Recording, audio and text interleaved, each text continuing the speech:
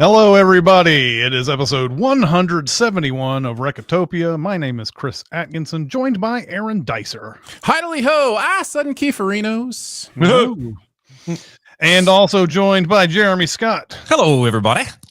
Yes, today's big recommend is At Close Range. I am very interested to hear what you guys have to say about this movie that I picked mainly just because it was shot in my hometown. I cannot wait to hear what you have to say.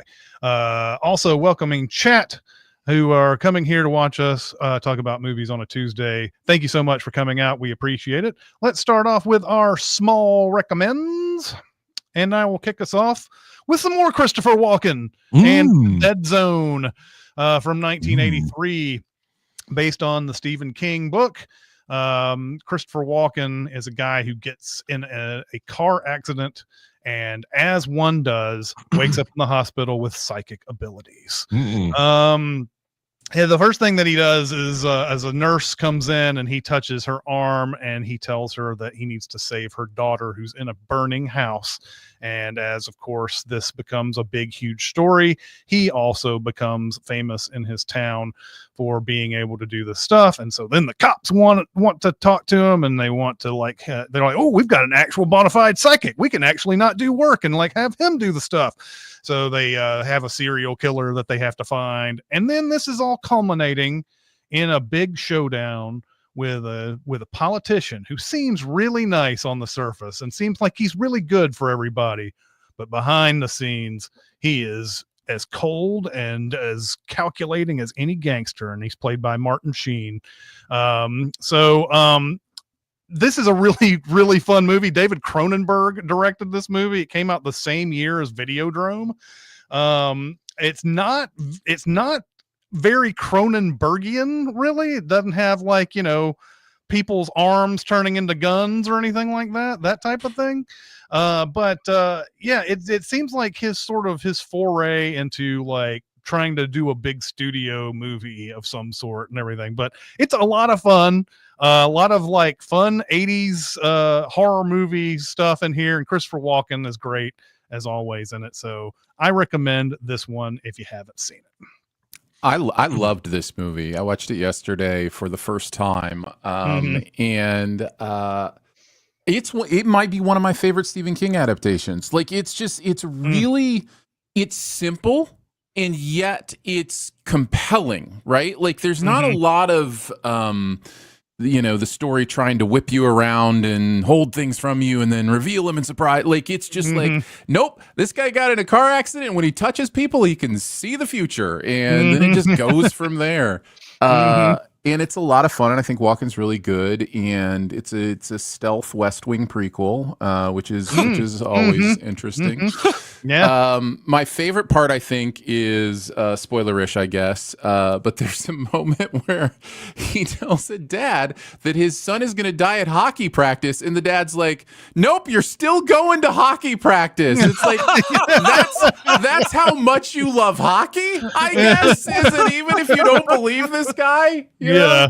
That's pure insanity. If you ran into somebody who literally told the future about somebody dying in a fire, and he was in the hospital, he couldn't have orchestrated this by himself at all.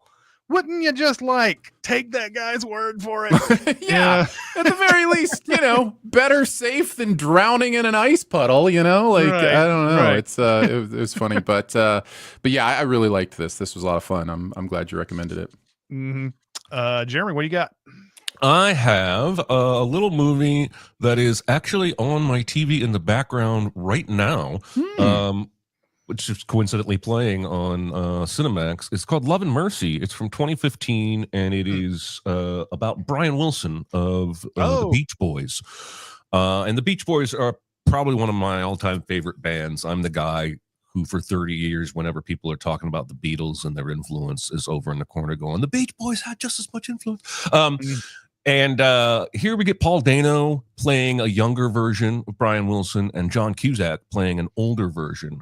And both of them have unique challenges. Both of them, they're both the same guy. But in the younger story, his father is really demeaning and undercuts his music, even in the face of the Beach Boys' massive success. He puts down their songs as trifles. And the older Brian Wilson, who is having kind of some mental breakdown issues, is being manipulated by Paul Giamatti, his doctor, who is over medicating him, under medicating him, just basically being an abusive asshole, and trying to take advantage. And so the movie jumps back and forth between these two versions of Brian Wilson, and both versions of Brian Wilson are trying to complete this solo album that he's been dreaming of for years. And I just found it really lovely, really touching and heartfelt. And I like, of course, I'm a sucker for the music, and the movie's full of Beach Boys music, and you get to see some fictionalized versions of them in the studio coming up with stuff or performing in the early days. And I just thought it was really great. So Love and Mercy from 2015. It's currently on Cinemax as of this exact moment. I'm not sure if it's streaming anywhere, but seek it out. It's good. I vaguely remember this coming out. Did this had a theater release, didn't it? It did. So. It Yeah. did. Yeah. It didn't. It didn't hit the awards like it wanted to. But yeah, it definitely hit theaters for a little bit. I liked it. And part of that has to do with I'm a huge Beach Boys fan. Just absolutely think that they somehow get relegated in people's minds to like poppy schlock beach music, and they don't realize how innovative and cool some of the things that they did with harmonies and different things really are. And so yeah, I really dig this. Also a great watch. I didn't look this up to confirm, but I think Brian Wilson just passed recently, within the last little bit. So so it's a good time to catch up on this. And Yeah, it was like 2 weeks ago. Yeah, I think it was very recently. Yeah, So- that's the thing that's the story you always hear from both the Beatles and the Beach Boys, right? Is that Beach Boys would come out with an album, Beatles were like, oh, gauntlet thrown. Yeah. We're gonna come out with this album, and then the Beach Boys would be like, oh my God, they came out with that album. Now what do we do? They were always like friendly rivals trying to up each other throughout all of that. So yeah, that was what do you got, Aaron? I saw a Martin Scorsese film that I had yet to see. I finally watched After Hours, and I loved this movie. This is one of my favorite Scorsese movies. It's just a comedy of dark errors, I guess, is maybe how you'd say it. A guy just wants to get some action one night, and just things start happening, and it's thing after thing, and it gets ridiculous, and yet you kind of believe it the whole time. And there's just like, it's grounded in an interesting way. You've got Cheech and Chong showing up. You've got Catherine O'Hara showing up. Rosanna Arquette. John Hurd's there too, so it's basically a Home Alone prequel, in some ways. So yeah, it's Linda Florentino, of course, Rosanna Arquette, Bronson Pinchot in it for like 5 minutes at the beginning, and I'm just like, oh, little baby Bronson Pinchot, and Griffin Dunn.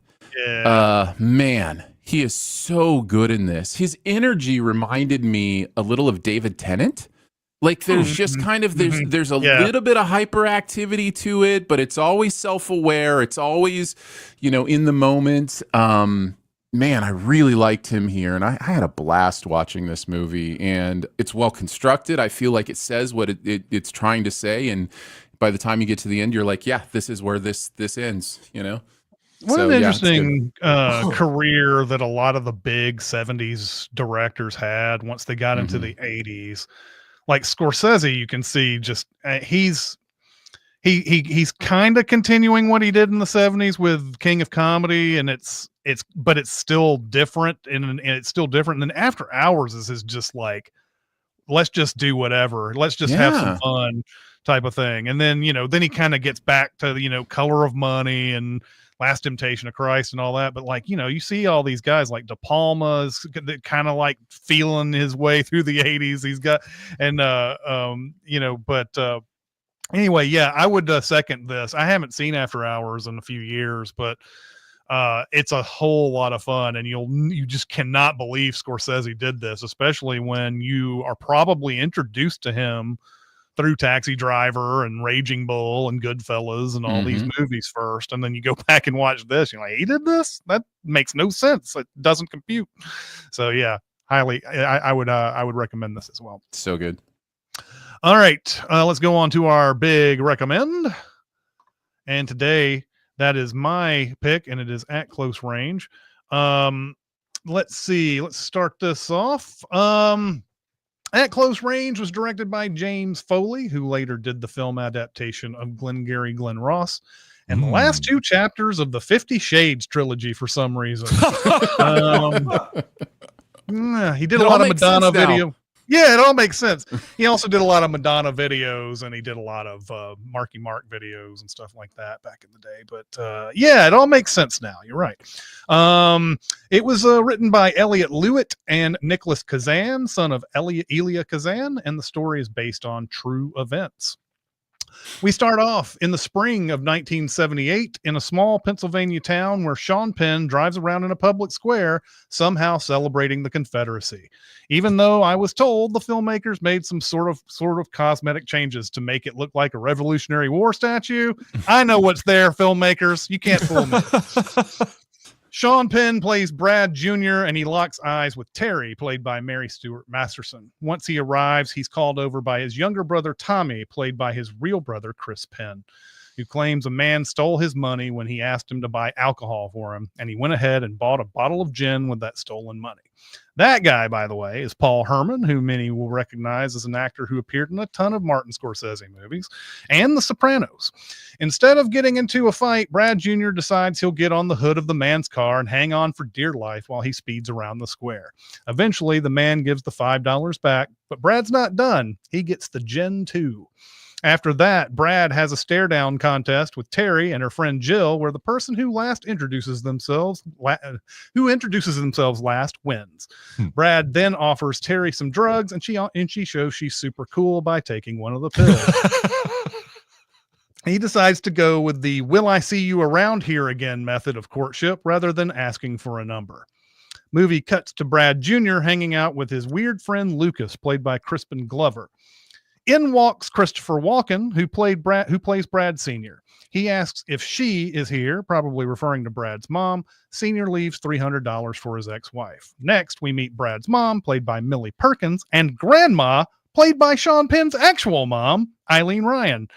When Brad Jr. asks his mom if she knows where his dad lives nowadays, she says she doesn't, but Grandma knows and tells him. Also warns him not to go anywhere near there.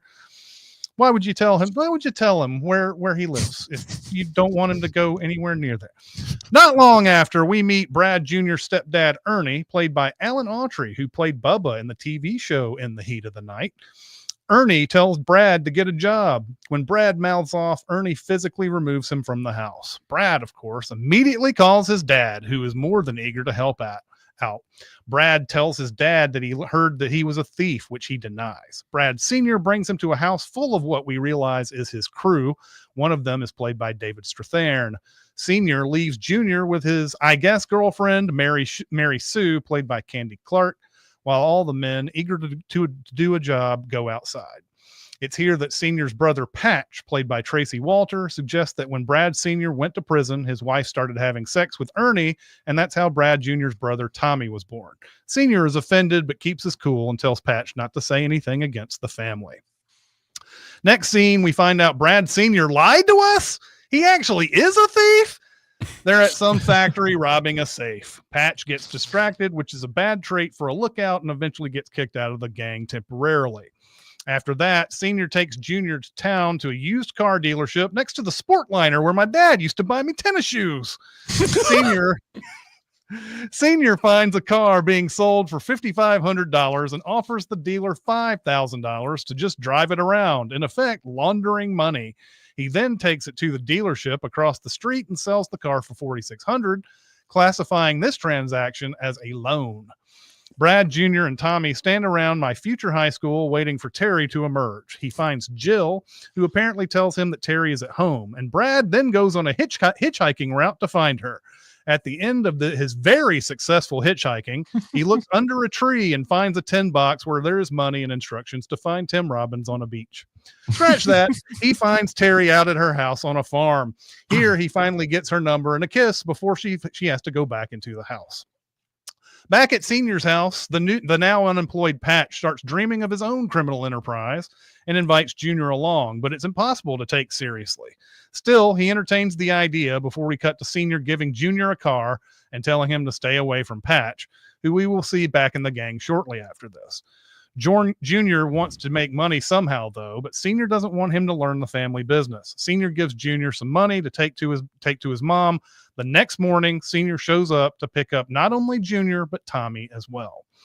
They go by a diner, and Senior says he's got a gift for them, pulling out a gun and putting it on the table.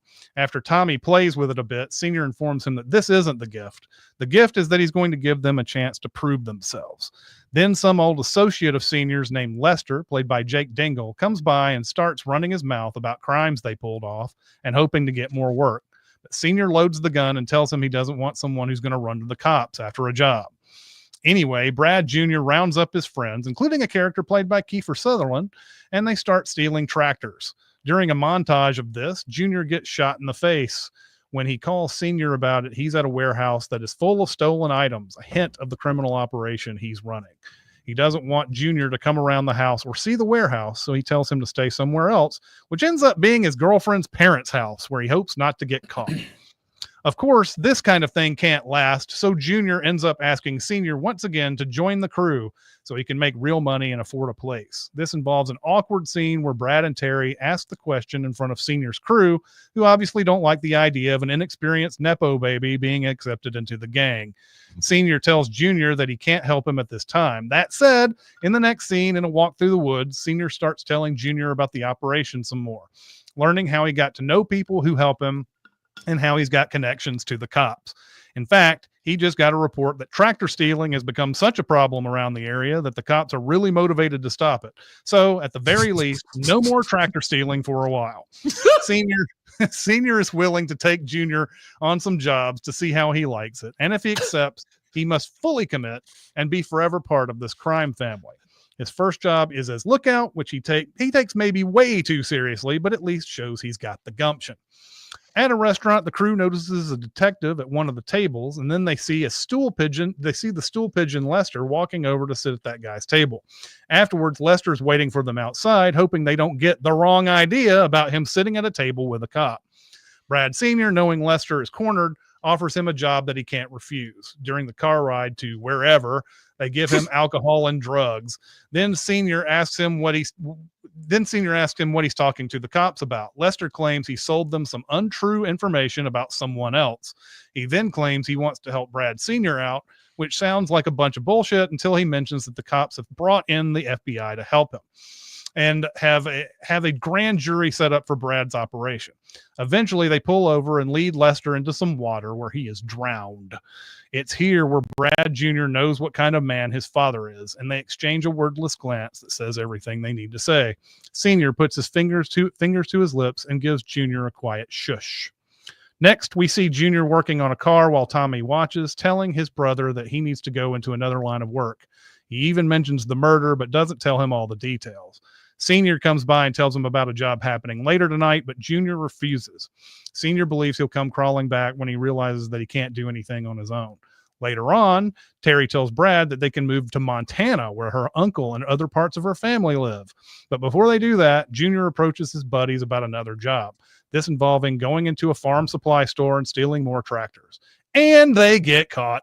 In the next scene, we see everyone getting bailed out except for Junior. Meanwhile, at a cockfight, as you know, what happens around, I guess it's in Pennsylvania. It's a Pennsylvania thing, not a Tennessee thing. That type of stuff doesn't happen here. Senior goes to talk to someone we find out works for the FBI, who is also played by David Strathairn. He's in shadow, but it's him. Senior wants to know what Junior is saying while in jail, but apparently he's keeping his mouth shut. However, it's only a matter of time before he says something, and Senior offers a bribe, but it's too late. The heat is on. In the movie's darkest scene, and remind you, we've seen somebody get led into a water and drowned. Senior pretends to take Terry and Lucas to the jail where Junior is being held, but Senior gets Terry drunk and takes her to a motel, leaving Lucas outside, and warns her not to visit Brad. And then he rapes her. Terry tells Junior's grandmother. Terry talks to Brad, and Brad is now willing to talk to the cops. Somebody comes by to Junior's mom's house and asks Tommy to sign something. He's been served to talk to the grand jury. Senior then starts killing anyone associated with Junior, luring Junior's crew to places in the middle of nowhere, killing them and burying them, and even killing Tommy. Junior tells the cops about the tractor thefts, and that doesn't seem to be enough to get him into protective custody and out of jail until he mentions the informant Lester, who got murdered. After that, both Junior and Terry try to get the hell out of town. Just as they get in a car to drive off, Terry gets shot to death, but Junior survives. No time to mourn Terry, though, but plenty of time to watch Junior wash himself off and now go to Senior's house. He pretends that he wants to leave where no one can find him and asks his dad if he can have a beer. Senior lets him inside. He goes to the bathroom where he knows a gun is hiding in one of the cabinets, and then he comes out like they're about to have a father-son chat. But blood is starting to drip down from his clothes, giving away his subterfuge, and he pulls the gun on his father. He accuses his dad of killing Tommy and Terry. He starts shooting in Senior's general direction. Senior tries to pull the "you can't kill family" card to no avail. He tells Junior that talking to the cops has got his head messed up. He finally goes with the "you should have known who I was" method of blaming. Senior then tries to express love for his son that rings super hollow. Finally, Junior moves in and puts the gun to Senior's head. Junior decides he's not his father and doesn't pull the trigger, wishing for him to die slowly for the rest of his days, indicating all he has to do is make a phone call. That leads to the next scene when Brad Sr. is brought to court. And oh, hey, Kiefer Sutherland is still alive. Junior testifies in court against his dad and his crew. Madonna sings "Live to Tell," and that's how the movie ends. Guys, what did you think of At Close Range? By the way, hey, Kiefer Sutherland's still alive was the tagline for 24 for every season. True. And just so you know that. I didn't like this movie much. I think I just failed to connect with it on a story level because I found it a little bit pretentious is probably too strong of a word, but it was definitely felt a little full of itself with a lot. Like this movie opens even with like 5 to 10 minutes of just lingering kind of somber, shots and music. How else are we going to get the credits in, Aaron? It's a fair point. It's a totally fair point. And so it just, I think when I was fully like, oh yeah, I'm just not here was the lake scene when they were trying to get us to buy into this relationship between these two. And I just didn't feel like I had enough of like why these two, I mean, she watched him car surf. And, maybe it's just a liking the bad boys kind of thing, probably, I guess. But it didn't feel like I was invested in their love story in any way. But, man, the movie wanted me to be. That scene is, just full of that's music. That's the thing. We're not old enough to realize this, that in the late 1970s, this is how men and women met each other all the time. Yes, that's right. It was so cool when you tore that windshield wiper off. That was so cool. Correct. So yeah, on a story level, I found it pretty melodramatic and basic. I will say there are some interesting shot choices in this movie. I noticed those every once in a while. I thought, okay, that's something to be interested in. There are some good performance moments from both Walken and Penn. I thought their scene at the end is really powerful. I thought they both did really good in that scene. And Crispin Glover is always interesting. He's making choices, doing things. And so that's always fun. Yeah, I just overall I didn't enjoy it. Just my personal recommendation would be against doing a symbolic hose baptism after you've been shot several times. It doesn't seem like the most hygienic way to possibly clean out your wounds. But what do I know?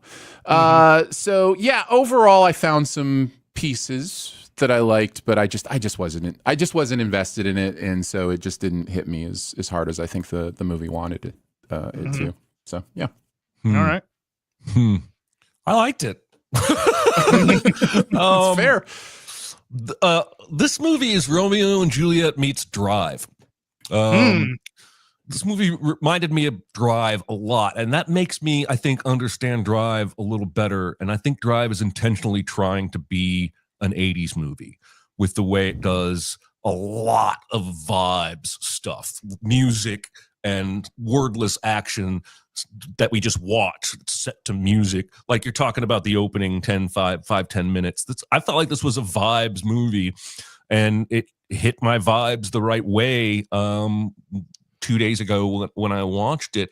I did 20 minutes in, I did pause and say to myself, who is this Mary Stuart Masterson looking girl that's in this movie? And I went to IMDb and I literally clicked on another woman's name because I didn't remember the character's name.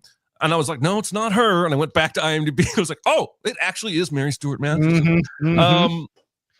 So my first note, I already told you guys this, but not the listeners, but my very first note was, oh my God, Walken's hair. His hair, as Chris said in Slack, is a character unto itself. Yeah, I think sometimes I'm willing to go along for a weird and interesting ride, and sometimes I'm not.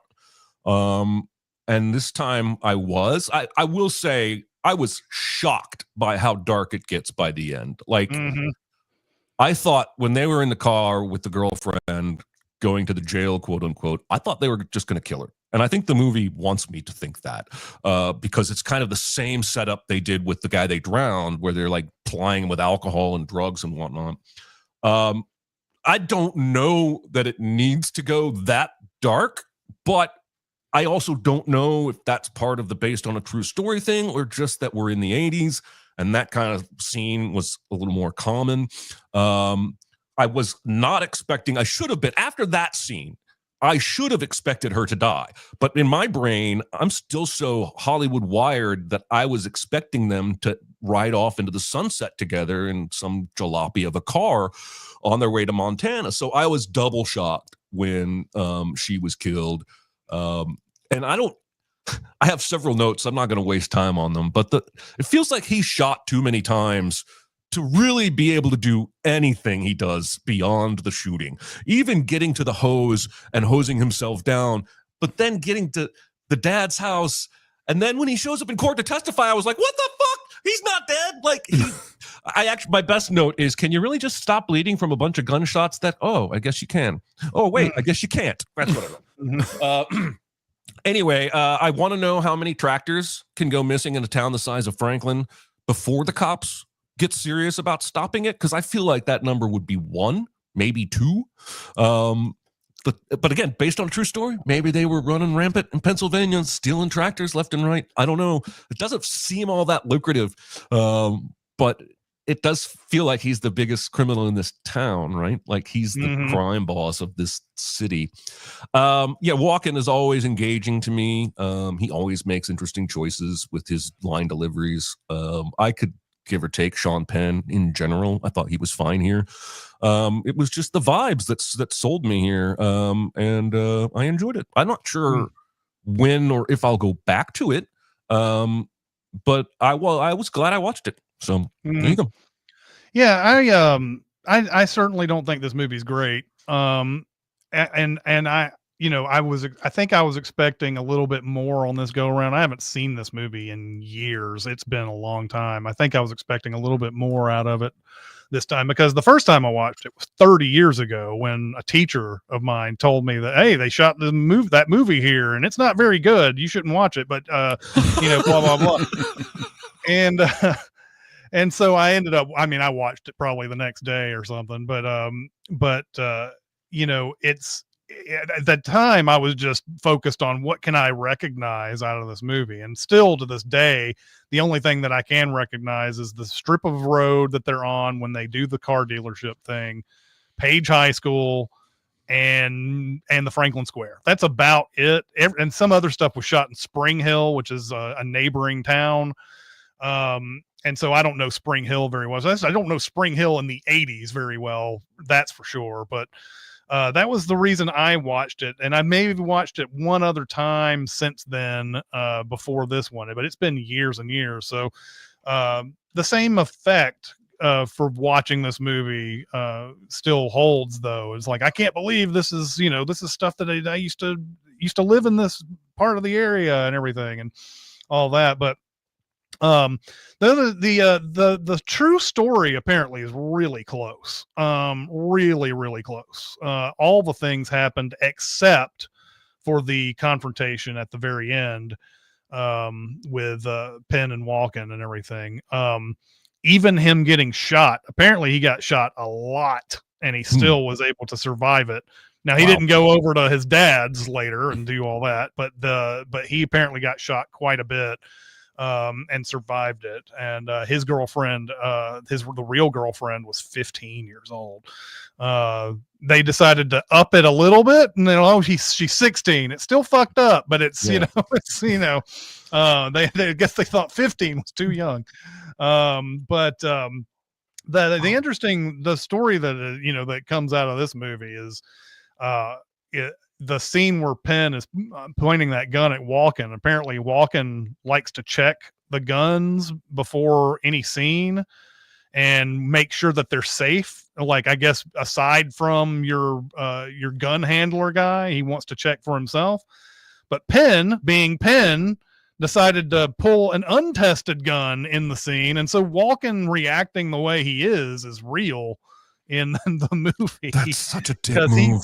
It is. And this is, I mean, ultimately, this is where we start hearing stories about Penn, right?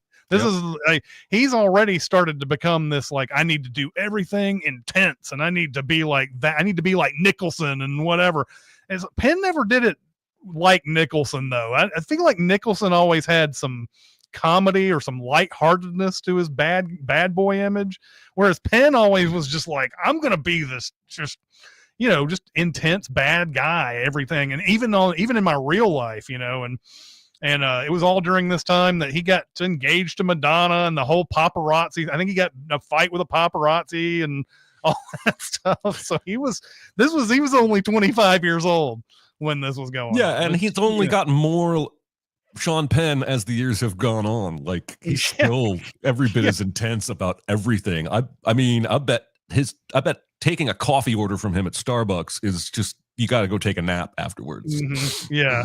Although, I've seen him in interviews and he does have a sense of humor, and he I mean, obviously he was in Fast Times at Ridgemont High before, like a few years before this, but like, I don't know, like the darkness really attracted him in so many roles. He did the movie Bad Boys, the non-Will Smith, Martin Lawrence one before this, which was, I think, really the launching pad for this kind of like bad boy image and everything. But yeah, I don't think this movie's great. I do like it. I think it's solid. And it's always going to be buoyed by these performances and sort of like this, oh, hey, it's that guy when he was just getting a start, and like, people like David Strathairn and Kiefer Sutherland showing up and things like that. So yeah, not a great movie, but overall, I'm glad that I was able to, recommend it for this show and discuss it and everything. So yeah, I'm not surprised at the reactions to it. I'm glad Jeremy, you liked it, and Aaron, I know it wasn't your cup of tea. I kind of figured it wouldn't be, because you don't like the darkness, do you? You don't like dabbling in the darkness. It can depend. There are some very dark movies that I love, but it usually has to grab me on a story, metaphorical, thematic message kind of way for me to really get into what the darkness like is the trying Saw to be movies. about. Like, you joke, but there is something going on with those movies in a message way that actually does elevate them a little bit. But no, I'm not like the world's biggest Saw fan, but yeah. All right, let's get on to our super secret double feature. I'm not going first. Aaron, why don't you go first?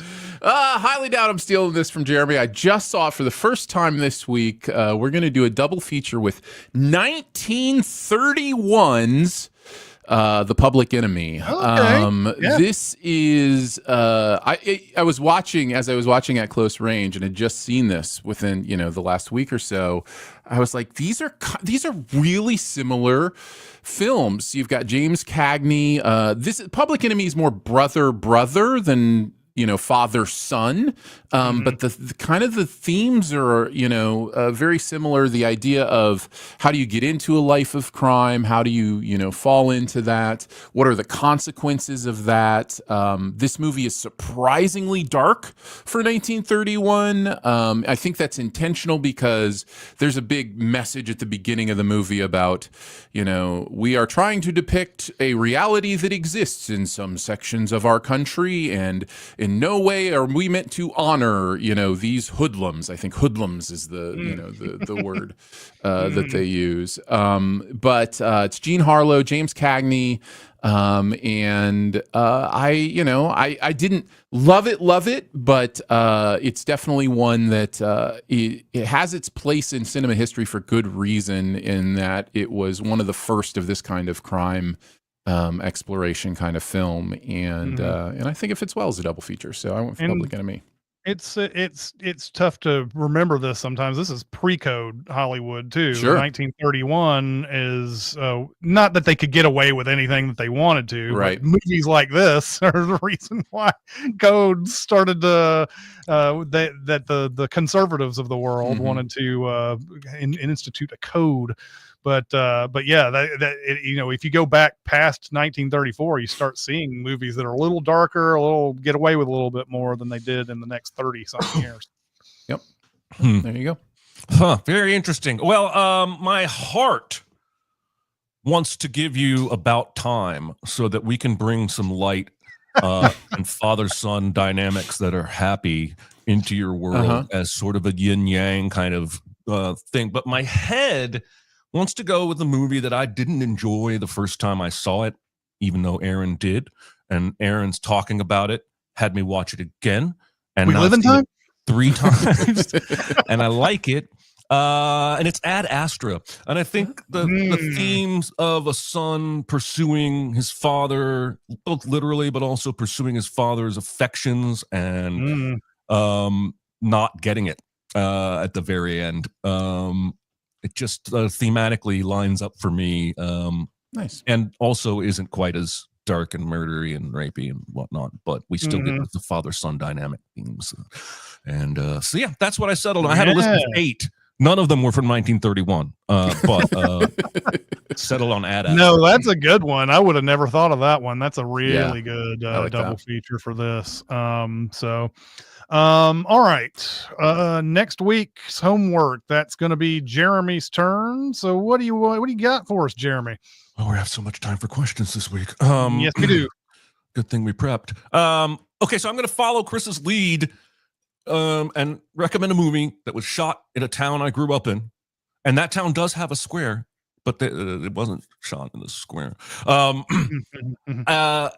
grew up, my formative years, 5 to 11, were in Angola, Indiana, which is a town probably about the size of Franklin, Tennessee. And in 2024, a movie came out that was shot in Angola and the nearby town Fremont. And it's called Things Will Be Different. And it is on Hulu. And the leap of faith here is that I have never seen this movie.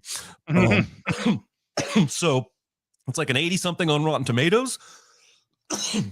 So a good chance one of the 3 of us will enjoy it. I think. I do want to read for everyone the first paragraph of the Wikipedia plot synopsis to give you some idea of why I chose this movie. Estranged siblings Joseph and Sidney reunite at a restaurant with $7 million in cash following a botched robbery. Joseph has made plans for the two to lay low at a remote farmhouse, which apparently contains a closet with the ability to transport occupants into an alternate timeline if they follow instructions in a notebook. So we've got some sci-fi, we've got some bank robbers, we got some brother-sister dynamics, and they shot it at a farmhouse in the town I grew up in. Let's see how we like it. It's on Hulu for those of you in the States, and I like a good high concept sci-fi movie, so I'm going in with high hopes. Hopefully. All right. Have you seen this, Aaron? Nope. Okay. All right. So I don't think any of us have seen it. None of us have seen it. So this will be like when we go to see a movie at the theater and do one of these things. So. I wanted to look, my first thought was to do The Thing Called Love because it's set in Nashville, but Nashville is really not my hometown. It's where I've lived for 25 years, but it's not where I grew up. So it didn't feel true to the story or to the theme, but also The Thing Called Love isn't that great. Like, I like it, but as a movie, I don't think it's like worth recommending on this show. Yeah. So I'd rather take a leap here and go with this one. Things will be different. Okay. Well, all right. Well, that'll be interesting. That might be one of those where we come back and like, all right, we're big recommending this big old turd. Yeah. I hope not. I hope not. Here, let me see what it is on Rotten Tomatoes. I think that was one of the things. On the IMDb, the score is low. Yeah, the score on the IMDb is low, but 81 on Rotten Tomatoes. So and Roger Ebert 3.5 out of 4. So either or, it might be one. Well, Roger Ebert's dead, so no, but Roger Ebert's brand.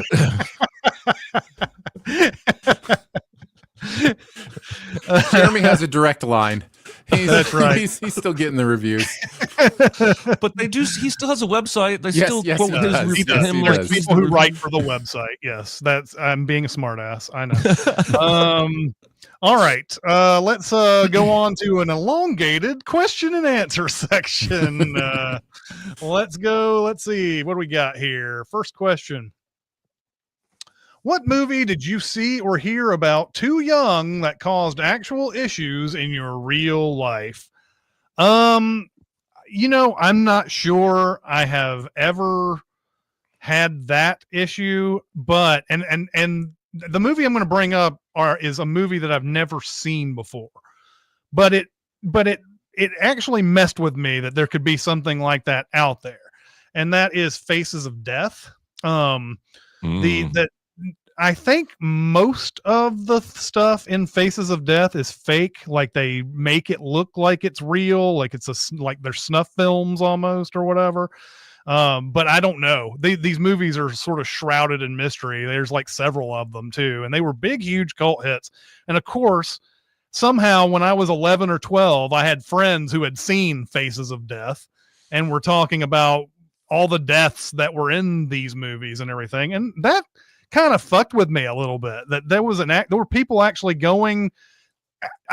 Like I said, don't think these are all real, but still there are people going there thinking it's real, right? They're really like attracted to the idea that it might be real and watching those movies for that reason. So it really fucked with me. I've still not seen them, and I think I refuse to seek them out as well. Like, I don't really want to see anything that's like borderline real, or even they snuck some real stuff in or whatever. So that would be my answer.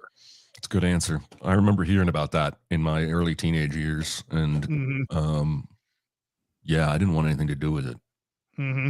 Yeah, that was, I think every grade school, high school during that time was like, there's this movie where people actually die, and there's these things that happen, and mine is very similar to Faces of Death. Naked Gun. Naked Gun is the movie, I would say. The real world, and I probably did see it too early to get some of the jokes, but the real world consequences of that is my love of wordplay, my love of punning. Like, there were so many movies I watched when I was a kid, and I just thought that parody was the funniest thing anybody could do. And I really fell in love with that idea of humor. And that's, that says a lot about who I became. It's funny too, like the Naked Gun, it's at that point in the Zaz career that they've started getting a little away from those wordplay things. Like they Sure. still do it, but like it's Airplane is the big one, and then Police Right. Squad, what's based on the Naked, the Naked Gun's Right. based on, Yeah. huge onto the wordplay and everything. Yeah. And then by the Naked Gun, they're kind of like, every once in a while they'll do it, but like that is interesting to think about that. Like, yeah, because those movies really do make you think about all the avenues that you can take to be funny. And they were huge influences on me. I saw Airplane very young, probably too young. Same. And I saw Naked Gun in the theaters, and I was rolling in the aisles watching the Naked Gun. I didn't understand half the things that were funny in that movie. Yeah. So, anyway. So I didn't see this movie. I'm glad the question made room for a movie you heard of, but Jaws. When I was 5, maybe 6, somehow I learned about the movie Jaws, and I wouldn't take baths for days. Like, because when you're that young, you don't realize a shark can't swim from the ocean up your drain. Right. And it was just too young for me to learn about a killer shark in the waters. I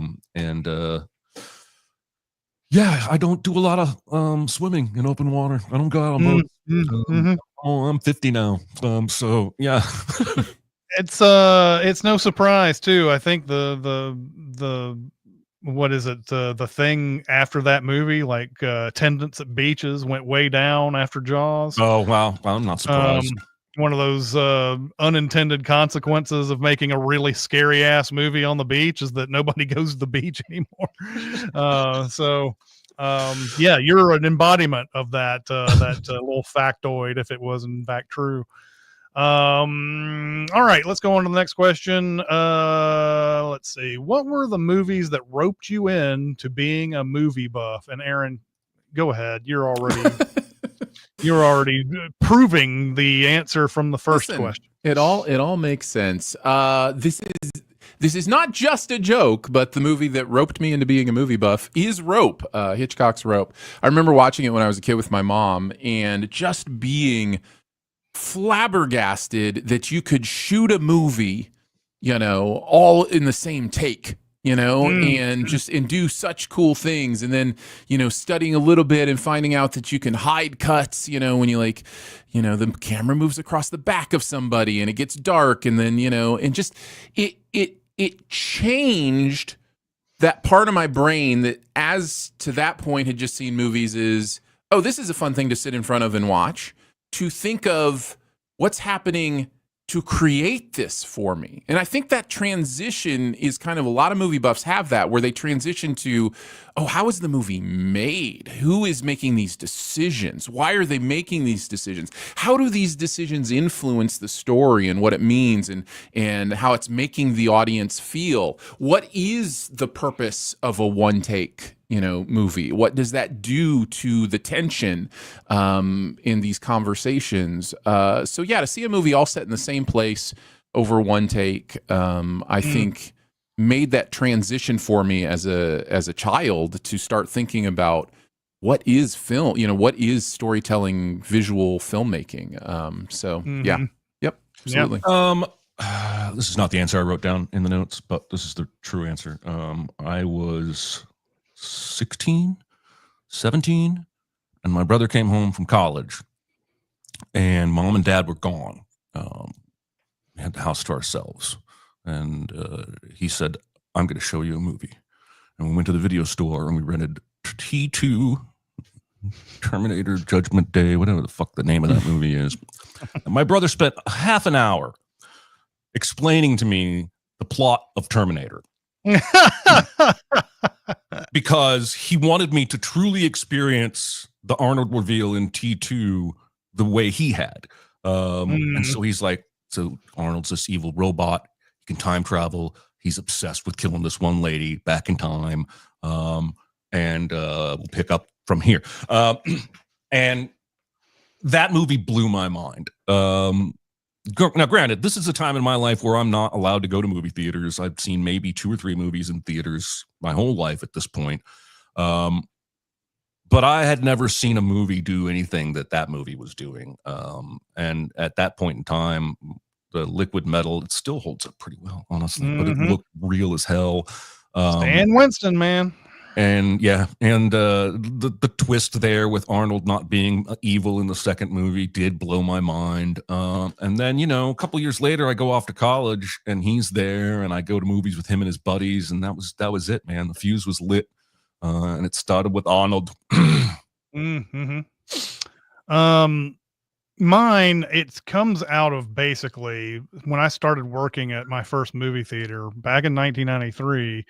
I was surrounded by like people who were slightly older than me who had just watched all this stuff that was, and especially the 90s where there was this big renaissance in indie film and things like that. 90s had started becoming like a new 70s when it came to film and everything.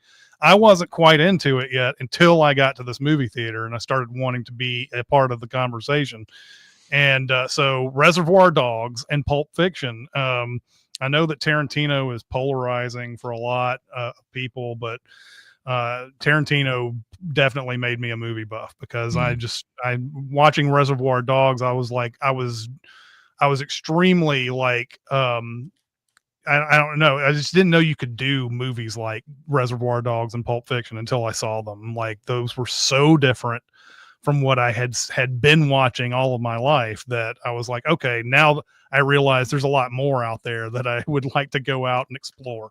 So that's those were the 2 movies that really got me in there. I'm going to go back on the chat here. Let's see, on the question about the movies that affected you at a young age. Shaggy says, I saw Maximum Overdrive at a very young age. Oh no. That'll mess you up. Watching cars come to life and a drugged out Stephen King directing the movie, by the way. That's another reason why that movie holds holds so many people, and they hold that movie in like whatever regard it is. I don't know if it's high regard, but a lot of people love it. It's a cult classic. James says, Supersize Me. Similar to Chris, I have never seen, but the idea of real person incrementally gunning his heart down horrified me. Yeah, for sure. Let's see. History Lover says, not an actual movie, but TV movie. The Day After. Yes, I was 5 when I saw it. I still have nightmares about people disintegrating into skeletons. That's one of the many movies in the early 80s that scared the shit out of people about nuclear war and everything like that. So then Tatsu says, Death by Temptation. No child should see this. I'm still scarred by the gay guy death specifically. I've never seen Death by Temptation. I know that there's a guy by the name of James Bond III who directed and starred in it. I mean, also had Kadeem Hardison and Samuel L. Jackson and Bill Nunn in it. So maybe I need to give that one a look. I remember seeing that at video stores all the time, and I just was never interested in it. So let's see. Castro says, I had a bad habit of reading the Wikipedia TV tropes articles for horror movies in high school. I think the one for the Blair Witch Project gave me the most anxiety. And Jeremy and I both, I don't know if you were privy to this, Aaron, but we got a bootleg tape of Blair Witch Project. I feel like it's kind of like that was part of their marketing, even though they never said so. I don't think they ever said so. Maybe they did, but we saw like an unedited 2-hour version of that movie where I was like, holy shit, this is now. And that one also was preying on the idea that this might have actually happened. So, but yeah, I think people back in 1999, like, yes, that was a thing, but I think if you just thought for 5 seconds, you'd realize there's no way that was real. They're like, they're going to put somebody's snuff film out by some big studio is going to come out with a snuff film and like for mass audiences and everything. So in the following question, movies that roped you into being a film buff, Castro says Inception. And then let's see. History Lover says Hitchcock movies in college. And Josh apparently nailed T2. Maybe you've told this story before. I don't know. He said T2 for Jeremy. James says Roger Rabbit did that for me. I became obsessed with all the effects and tricks used to make it seem like cartoons were believably sharing the same space as humans. I have a better appreciation for Roger Rabbit over the years, but man, I still don't think I like it as much as everybody else does. But I could see if you're the right age, seeing that combination of animation and live action as magic. I was too old to see it that way when I thought I was young enough to enjoy it in theaters. I mean, I enjoyed it in theaters, and I don't know. Maybe this is one where I feel like the sending process really zapped the fun of that movie out. One of those rare moments when that actually happens. Castro also asked Jeremy, why didn't he just rent the first one? Hey, things don't happen the way you want them to sometimes, man. You know, oh yeah, sometimes Josh. sometimes Josh you watch Euros. the sequel. Wait, go Sorry, ahead. I keep interrupting you. My bad. Josh Euros says it was in my book, the original Sin book I wrote. Oh, it was in the book. Okay, yeah. It was like, yeah. I mean, sometimes it happens that way. I think I saw the Alien movies backwards. I saw Alien 3, then Aliens, then Alien. That's how things work sometimes. You just watch them. You know, you don't think about renting them. Back then, sometimes you just didn't rent the movies beforehand. You just got the summary of what had been happening up until then, and you watched the third one. Yeah, I got the verbal previously on from my brother before T2. It was it was enough for me. History Lover says Mary Poppins. Josh says, I think for me it was Ghostbusters, but I can't really explain why. I think the actual answer is Jurassic Park or Twister, but I was already a movie buff by then. Boy, this one got a whole bunch of them here. Back and forth between the two questions. 8 says, I saw Child's Play way too young. Yeah, I would not suggest you watch Child's Play when you're an actual child. And Slab says Mom takes me to RoboCop in theaters when I was too young. I saw RoboCop 2 when I was 13 because my brother was getting married, and that was their that was their bachelor party thing, was to go out and watch movies, and I was almost not allowed to go, but then they let me go to RoboCop 2, and RoboCop 2 is intense for a 13-year-old. Well, just because we just mentioned both Child's Play and RoboCop 2, those are two that I came to much later, like within the last few years. I saw them, for the first time. And what's interesting thinking about watching those as a kid and watching those as an adult is you completely miss as a child how satirical both of those movies are. You know what I mean? Like how they're saying something with what they're doing over the Child's Play especially kind of blew my mind. I just thought that was a straight horror movie. I didn't realize how satirical and silly that movie is and what it's doing. So yeah, it's kind of interesting to think of those things. Finishing up the chat, Josh says, I saw An American Werewolf in London in theaters because my parents wanted to see it and they thought I was too young to remember it. I was like 3. Hey, I remember it. I still have an irrational fear of werewolves, even though I do not believe in them. All right. That's going to do it for this week. If you don't remember, it was about 15 minutes ago in Showtime. The movie we are watching next week is Things Will Be Different, and that will be next week's movie. Chat, once again, thank you for coming out. We appreciate it. You were really bringing it there on those questions. Really appreciate that. But that's going to do it for this week. We will see you next time. See ya. Bye, guys. Bye.